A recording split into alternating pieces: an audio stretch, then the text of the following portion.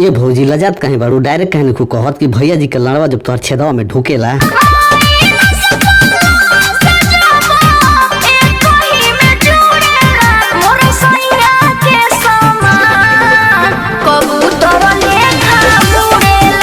ए भौजी उड़ते उड़ते कब कब तो तोहर गोनियों में ढुक जात हुई असरवा निकलत हुई तो हगले लागल रहत हुई।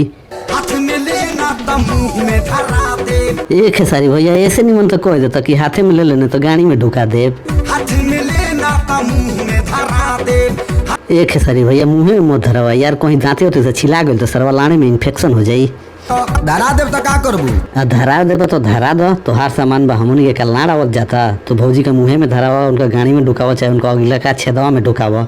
बाकी हई जे तक हिलाव तारा ना कहीं गलती से तोहार लाड़वा बहरे निकल गई, भौजी का अगला छेदवा में ढुक गई तो भौजी यही जो दांत चियार के मर जाई। ए भौजी तू डायरेक्ट काहे नहीं कहत कि दोनों चुचिया देखाई का?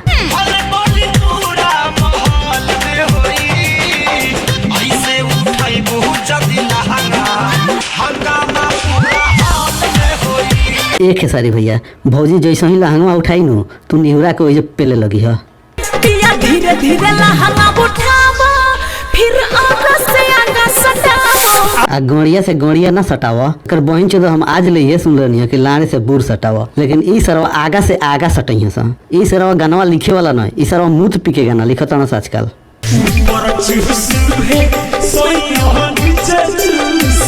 आ गड़िया ना चूसू ओहू से ना होई ताकि हनी हम लड़ो चूस लिया पेटवा भर जाई। हमारा सुगवा के एगो डंटियो में दू गो घंटी बा।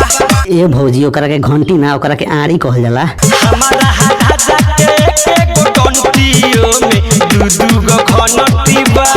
जब तोहर राजा जी तोहरा के पेलियो नु तो उहे घंटिया जाके तोहर गोड़िया पर टॉप टॉप टॉप बाजी। तो भाई लोग आज के वीडियो में बस इतना ही, फिर भेंट होइएगा और वीडियो में। वीडियो को लाइक कर दिया लोग भाई लोग, बहुत मेहनत लगल वीडियो बनाए में।